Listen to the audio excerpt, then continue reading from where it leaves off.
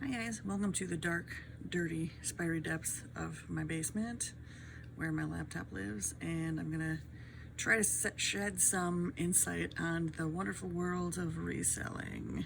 To me, it's really a pretty fun way to make an extra buck or two, and yeah, gather up some of the junk you've got laying around and list it and see how it goes, and from there you can source more and go from there. But I'm going to show you just a few things on my laptop. It's going to be easier to actually go from your phone, or maybe use both to do this. Okay, here we go.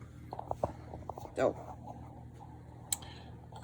this is my eBay site that I've got brought up for you.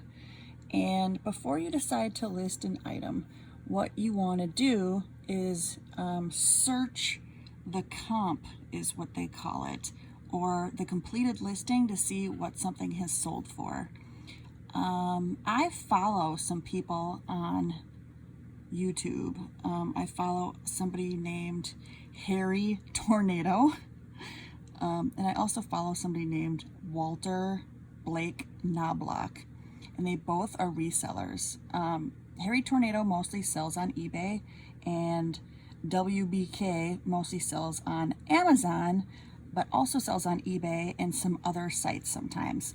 Both are definitely worth checking out, and you can even post questions in the comments and they will actually comb through all of them and answer your questions. So one of the things that I've been selling lately has been these VCR DVD combos. They often have them for sale at thrift stores for $5-6, something like that. You do have to be careful. You have to try to test them because sometimes they don't work. There's definitely ways that you can fix them, but you know, that's going to be a whole other thing, and nobody's going to fix it for you. So you have to figure out how to do it yourself. So all you want to do is put Toshiba VCR DVD combo into the search. If you've got its I'm brain farting. If you've got its serial number, model number is what I want to say, you can put that in there too. And then you want to go over here to advanced. On your phone, it's going to be under filtered, and then you want to go and click in completed listings. So what that is going to do, oh, and you can also put its condition, if it's used or new.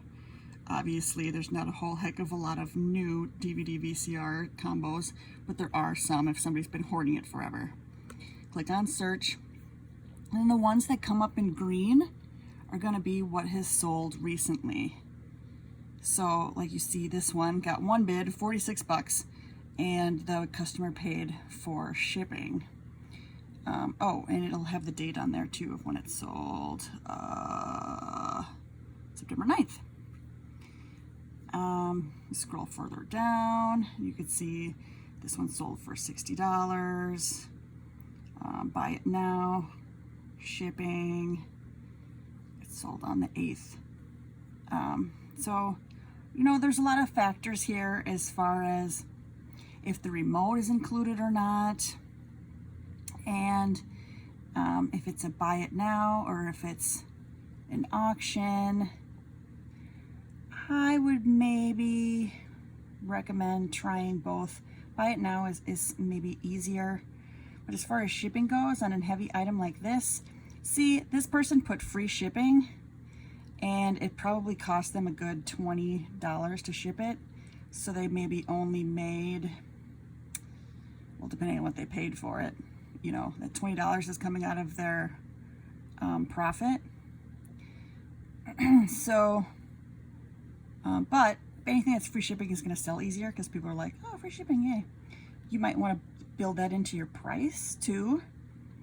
And then some people like me, some people that are smart like me, let's see if I can find one, they will actually have like a bundle. Like this person has a bundle of VCR tapes. You can have like the AV cords. I don't usually bundle with VCR tapes. I do sometimes bundle with the AV cords because you can usually find those at thrift stores for, oh, here, this one has a bundle of the AV cords. It's got the red, white, and yellow cords, and it's also going to make a difference, your pictures that you take. So, you know, do you have to have like a ring light? No. I usually just have a little white background. In fact, I use one of those trifold things that you get at the Dollar Tree. I think they're for science projects. And then I will use like the flash on my phone. There's also some really cool editing tools built right into eBay, the phone version anyway. This is the desktop version, where you can remove the whole background. So it's really, really easy to be able to take pictures of stuff and list it pretty quickly. So this is what, right, the complete listing. If it's not green, it possibly means that it's still right now for sale, or it didn't sell. But there's a lot of green, so you can see a lot of these sell really well. See, this one went for 165 bucks. Whoa. So before you decide to list something, if I were you, if you were smart, I would go on here and you would look up completed listings to see if it's going to be worth your time. For me, it's worth it if I make, I don't know, 20 bucks or something like that. For some other people, it's only worth it if they make like 50 bucks or 100 bucks or more like that. So like I said, you got to decide if it's going to be worth it. If you can't find the item on there, or the items like never sell or they only sell for a little bit, it probably ain't worth it, and I wouldn't do it. But just because it doesn't sell on Facebook, or just because it doesn't sell on eBay, doesn't mean that it won't sell on Facebook Marketplace. In fact, I've had some things that sat on eBay forever and didn't sell, and I just canceled the listing and put them on Facebook Marketplace, and boom, they sold. You know, or if you have an item that maybe you don't want to bother shipping, sell it on Facebook Marketplace. If you haven't done it before, there's some kind of nice tools on there to help you. Like it says, has your item sold yet? Right in Messenger, and you click on no, and it'll relist it for you. If your item's been sitting on there for a little bit, you might just want to relist it to keep it fresh. I love to do porch pickups, because then I don't even have to talk to people. All I do is put stuff out on my porch and have people put money in the mailbox. So that has worked out really well. But as you know, Facebook Marketplace can be really flaky too. Other people like to use sites like Let Go.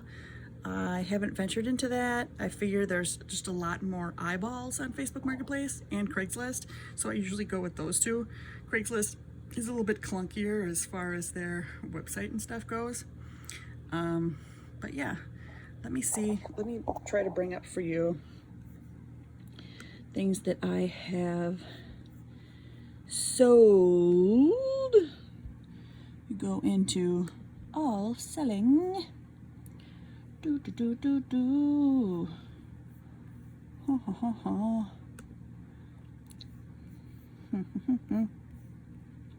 The things that I have listed for sale now are this vintage Sony boombox. I paid $4 for this and replaced the antenna on it, so I'm hoping that I'll be able to get at least, I don't know, 20 bucks or more. And now that we're heading into Christmas, you'll be able to get more money on things. This is a Blu-ray DVD player. I think I paid $5 for or something.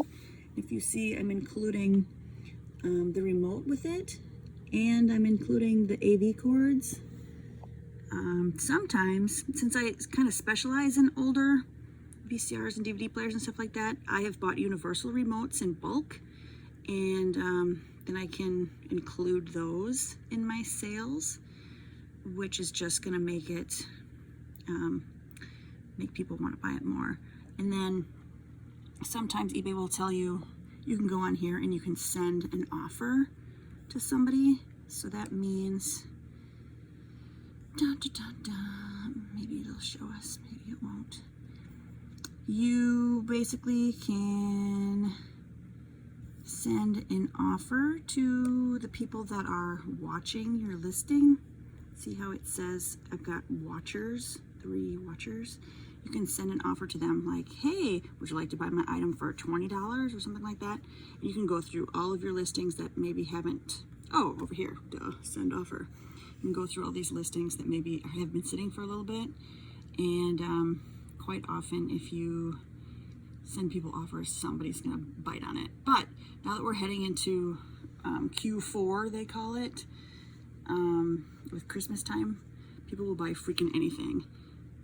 Pretty much things that are new in box sell really well. And I've always had really good luck with any of these like Conair at-home spa things or like Homedics, especially if they're new in the box. Especially around Christmas time, people like to buy them for gifts. Now, where the heck do I get all these things? I have that Dig and Save located across the street from my house. So for me, that's one of my best sources because things are cheaper there than other thrift stores, because it's like an outlet store of thrift stores. And if you're really smart, you get there when they open at 10:30, before all the good stuff is gone. They also have a point system, so if you spend a certain amount of money, they're going to give you a $5 off coupon. So you can't really beat that. So what you want to do is you want to make sure that you've got the eBay app on your phone, and you can do that same thing that I showed you about finding the comps, finding what things have sold. But you want to do it right in the store before you even buy it. So, and I can't show you because I'm filming on my phone, but the phone app version, there's a little camera or like scanning thing right in the search bar. And you can actually, if it's an item that's in its box, you can actually scan the barcode right on there, and it will bring up those items. You will need to go into the filters part of things and put completed listing, and then you can see what that item has sold for. Then you can decide right then and there at the store if you even want to bother with it. I used to be really paranoid that people were like, that I was like, people know that I'm reselling these things on eBay. You know what? Nobody cares. There's a lot of other eBay sellers in there. There's people that buy clothes and sell them on Poshmark or whatever. It's not a big deal. Everybody's just trying to make a living. Nobody gives a crap. The people that run the stores, they don't care either. But if you want to save yourself from buying stuff that maybe won't sell, definitely do that. Check out what it has sold for before you purchase it and make sure that it's going to be worth it for you. So besides eBay and Facebook Marketplace, other people have a lot of luck listing on multiple platforms. So maybe also listed on Craigslist. Some people have a lot of luck with, it's called Mercari. I have not yet listed anything on that one. There's also some other weird ones called Bonanza. Poshmark is really difficult for me. It seems like clothing items are really difficult, and just to sit and don't always sell unless they're a really special, hard to find t-shirt or Air Jordans or something really specific like that. So I am going to tell you to maybe stay away from stuff like that, or try to keep it on Facebook Marketplace. But for me, even when I find a really cool vintage dress, it sits and it doesn't sell. So I would steer clear of something like that. Some of the things for me that has sold, and you kind of need to figure out what your niche is going to be, what you enjoy. But I've really enjoyed the vintage electronics, VCRs, DVD players, VCR DVD combos, and like the big fat old TVs. They're called CRT. Some of them have VCRs built in or DVD players built in. The old school gamers want them for playing Atari and Nintendo on. Something, I don't totally understand. Something to do with, there's a delay with the newer flat screen TVs that doesn't happen with the CRT TVs. That, and there's like AV plugins in the front of the TVs instead of in the back. So I think that is helpful if you've got like a gun that you want to plug in. I don't totally know. But What's crazy is you can actually go on Facebook Marketplace, Craigslist, or whatever, and a lot of people are giving away those TVs for free or for $5. Then you can actually turn around and sell them on eBay for anywhere from $60 to $500. But it's kind of an advanced thing to have to ship. Like if I'm shipping one of those TVs, I wrap it in bubble wrap. I put a cushion of packing peanuts, and I line the box with styrofoam. And I'm a giant cheapskate, so I do my best to try to find my shipping supplies for free. If you go on Facebook Marketplace, oftentimes people are trying to get rid of moving boxes or Amazon boxes or packing peanuts, sometimes bubble wrap stuff. So you can often find that stuff for free, or you can make a listing in search of ISO that you're specifically looking for boxes or shipping supplies, or ask your friends or family. There's always somebody that is hoarding stuff that they're looking to get rid of. There's a website called Reselling that you can join your area locally. That's a good source to get some free or cheap shipping supplies. Obviously, since I have the salon, I get a lot of boxes because we order a lot of stuff that way. So I pretty much always have boxes around. But speaking of shipping, I want to talk to you about a couple of different ways that you want to do your shipping kind of stuff. So if you sell something on eBay, you want to try to do what's called calculated shipping, which means that the person would put in their zip code and their information, and the buyer would pay for the shipping. You then pay for it and are kind of reimbursed in a way, sort of, I guess. So you would get the amount that the person paid for the item plus the shipping. And if you print and buy your shipping label right through eBay, you get a little discount. It's not much, but if you've accidentally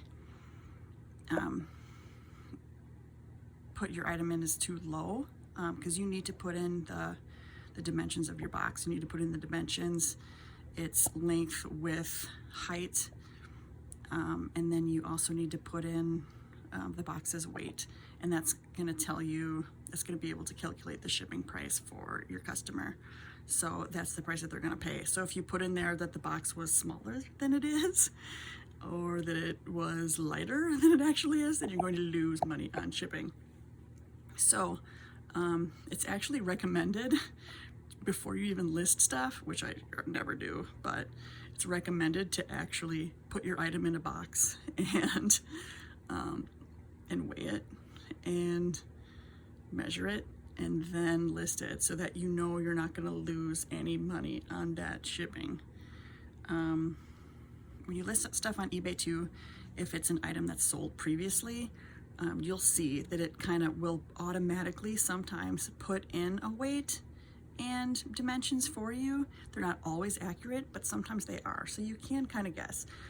Sometimes I even kind of overestimate, like I'll measure my item and then I'll add an inch or two, knowing that there's going to need to be packing peanuts and bubble wrap and stuff like that, so the item is going to actually be bigger than what you're measuring. And then I'll weigh it, and then I'll maybe add some weight onto there too, to make sure that that somebody isn't overpaying. So once in a while, I'll actually make some money on shipping because the person pays more than what it actually costs. So there's that. USPS isn't always the cheapest option.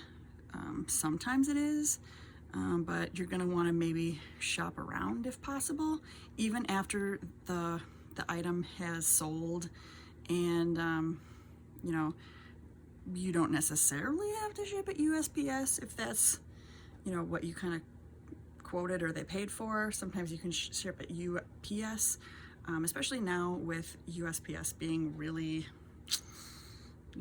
unreliable. It doesn't hurt to maybe explore some other options. So there's this really cool website that's called Pirate Ship. Pirate Ship. Boop. Yep. Okay. Oops. It's called USPS is temporarily increasing rates for the holiday season. I'm not surprised. Another reason to make sure your customers pay that price. So this is Pirate Ship. You can actually import your sales right from eBay into here. It's really super user-friendly and easy to use. And they also have something in here where they can do something called like a, oh man, what's it called? Cubic inch shipping, where if you happen to have an item that's smaller but heavy, the cheapest way to ship it might be what's called cubic inch shipping by USPS. They only go by USPS through Pirate Ship though. So if you're wanting to know what the UPS price is, then you are going to want to look it up someplace else. And you will see when you're creating your eBay listing that it's going to show you all of the different shipping choices, and then you can decide, and I think it'll even kind of tell you sort of what the cost may be. I forget off the top of my head now. So you can kind of make that decision too. So yeah, and I realize this is a whole lot of stuff to learn. So that's why it's a good idea to watch those YouTube people. They're very, very smart, and they actually make their complete and utter living doing this. It's not a side hustle for them. So listen to what they have to say. I'm still just getting started. I've been selling on eBay for a couple years, but this last year, especially while everything was closed, I think I sold about $1,000 worth of stuff while the salon was closed, and it was everything from, it was mostly stuff that I had laying around, obviously, because I couldn't be sourcing things. I couldn't go to the thrift stores because they were closed. It was hair products that we had sitting on our clearance rack, because it just happened to be the opportunity of Amazon said no to selling non-essentials. So that was the time to list your non-essentials on eBay, because it was the only place that people could buy them. Things like hair gel that had been sitting on our clearance rack forever. It all sold, and I made like $1,000. So it was awesome. But going into Q4 and Christmas season is just going to be another really big opportunity where just like everything is going to sell. So it's definitely a really good time to get your feet wet and see how it goes. And you know, if you don't want to be listing stuff on eBay and you don't want to be shipping stuff, then just go with Facebook Marketplace or Let Go or Craigslist, where you don't have to worry about shipping. I don't know if it's still a thing, but you know, flea markets. You could get a spot at a flea market and not have to worry about shipping that way. Do a garage sale and not have to worry about shipping that way. You know, obviously with social distancing, it's just going to be way less attended than anything else. There's a really cool show on A&E that you should check out too. That's called Extreme Unboxing, and this is another level of reselling where these people actually buy pallets of stuff. They're usually returns, maybe damaged items, and they resell them. So it's not ever something that I would want to do because my house would be full of hoards, and I'm not going to do that. But they also kind of tell you some helpful hints of how you can figure out the prices on things. It kind of shows you what some items go for, some items that might be more popular to sell. So I would definitely recommend checking it out. It's called Extreme Unboxing. And one of the people that I follow on YouTube, Walter Blake Knobloch, is actually one of the people in the show. And it's awesome that he often beats out the competition and makes more money than they do. So I'm like, all right, watching the right guy on eBay. Another good place to get started in selling, which I am just starting to get my feet wet, so I'm not really able to offer a lot of insight, is Amazon. There's two different ways that you can sell on there. One is called Fulfilled by Merchant, where it's kind of like eBay, where you sell an item